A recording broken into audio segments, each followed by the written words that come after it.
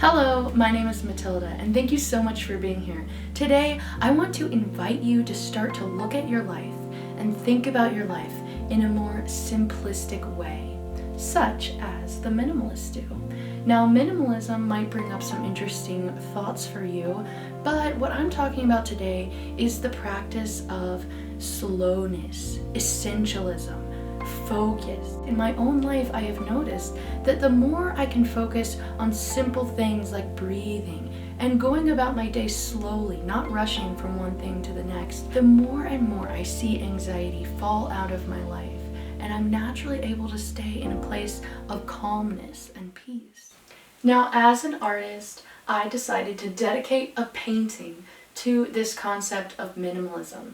Minimalism was something that came into my life because of a book that was talking about financial prosperity. And it was talking about decluttering as a way to make space for what is new, as well as detachment from our physical possession, viewing all the things that we have as gifts, something that we are able to offer back to love and to life. Now, if you've seen any of my other paintings, you can see that this one here is definitely very minimal compared to what I usually paint. And the dots on this piece are actually three-dimensional, and I have titled this piece Delicate Dots. I wanted to create this painting and make this video about minimalism as a tribute to the wonderful changes that I've seen happen in my own life as a result of adopting a minimalist mindset. Now, I don't live like some of the minimalists that you see out on YouTube. I have a lot of things everywhere. Currently, I live in a 450 square foot apartment, and I have my artistic practice going on here, and my husband has his musical practice going on here. We also have ski gear, camping gear, mountain biking gear, and these are all things that we use. So minimalism is not just about decluttering and having less things or having the special look you might see in a magazine, but it's more about the mindset. At least for me personally, one of the biggest differences that it's made in my life is that I'm able to have more time to do the things that I desire to be doing. I used to try to jam-pack my schedule with as many things as possible, do as many things in my business as possible, say yes to every opportunity. But now I bring it through a filter that makes sense to me. Is this something that I want to be doing? Is this something that brings me joy? Is this something that cultivates skills that I want to grow in? Etc. So you can come up with your own list. I'll put my filter list in the comments and descriptions, and it's actually one that was given to me by a mentor, Joseph Rodriguez. So when you have this idea that less is more, you might find a more open schedule. I use to judge my worth based on my productivity, how much I could get done. A lot of people do this with finances, how much money they can make, how much things they can accumulate. Your identity is wrapped up so often in the things that you own and in the accomplishments that you've had, and we really miss the beautiful worth and value that we inherently have to begin with. The idea that less is more has helped me make more conscious purchases. It's what I call inspired purchasing. When I do purchase something, I feel more present with that purchase. Minimalism is not about scarcity. It's not about I can't spend money here, I can't own this possession, I can't spend my time this way, I can't do this, can't do that.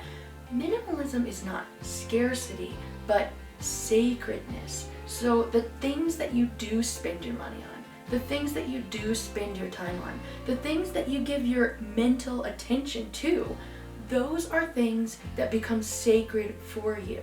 You're very present in all of those experiences. Even small little objects that I own become sacred because when you have less material possessions to focus on, when you do focus on the ones you have, then you feel more grateful for those items. Essentialism is when you focus your attention on the things that you are most passionate about, most inspired to do, having more time to rest and going slower from one activity to the next.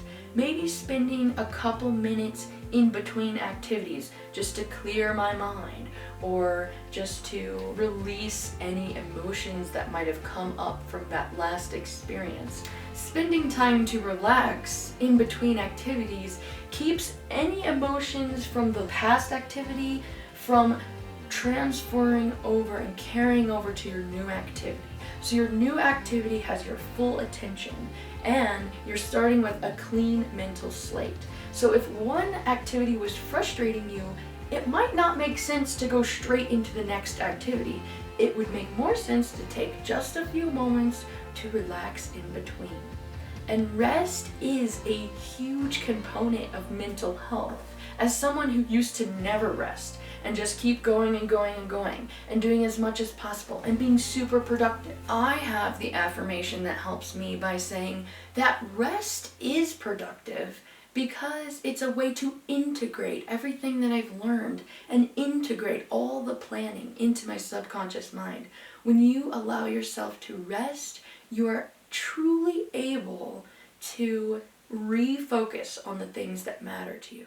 When you let life be simple, you're following your intuition and you're going from one task to the next with flow, and you're able to stay in a state of mind that feels good to you because you don't have a ton of other stuff distracting you.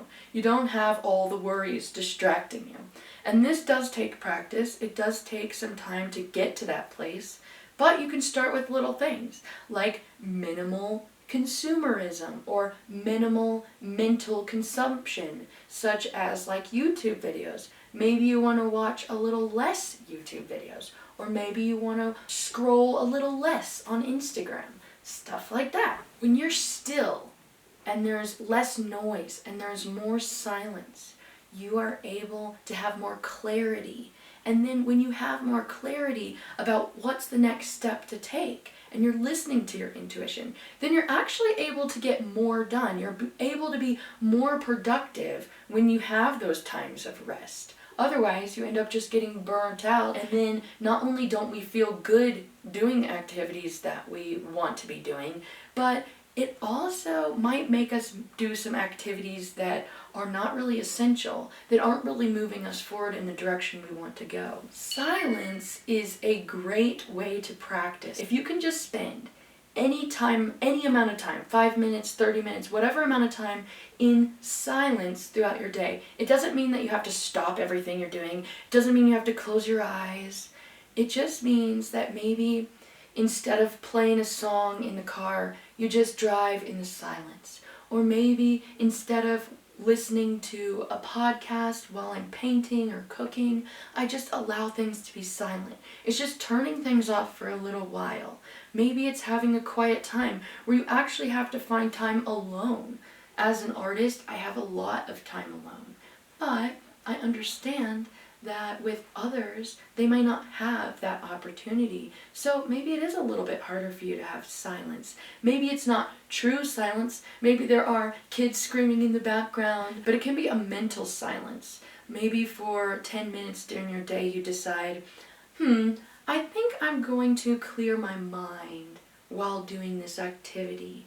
Or I just want to be more aware of my breath. Really, it has to do with awareness more than the actual actions you're taking. Right when I started picking up this idea of slowness, I started waitressing. And one of the things about essentialism is that you don't want to multitask. You want to have one thing going on at a time, one focus. But with waitressing, you're constantly multitasking and you're constantly having a million things going on at once that you need to do. But ironically, I see it as a beautiful metaphor. It's taught me to remain calm in the chaos. I am able to think about how these things are teaching me more of what I want to learn, even though they're such opposites. In fact, it's that contrast sometimes that brings about the most experiential learning.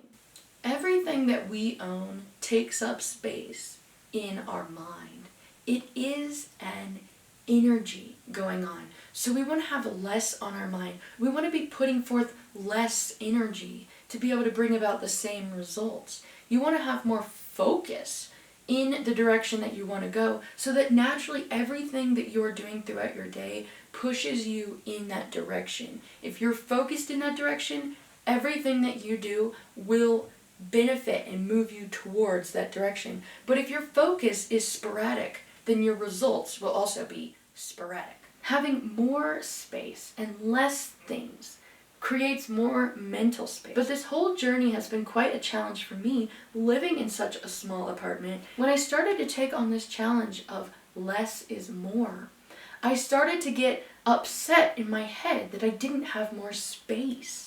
And I realize now that the space is a mental space for me. Most of my minimalism journey has been mental. But something that's helped me living in a small space is just keeping it tidy as possible, as often as possible, not wearing myself down and beating myself up if it's not clean, but just making sure that there's maybe less things on this counter, or at least having one space in the house, one corner, one wall I can look at that doesn't have a lot on it. And so I do think that this painting is going to help whoever ends up owning it. I think this piece can create just one little square in someone's home of simple, relaxing reminders. And so I wonder, what in your life could you benefit from cutting out and saying no to? Let me know in the comments. Now, if you got value from this video, please hit the like button, and also consider subscribing and sharing this video with anyone you think might like it.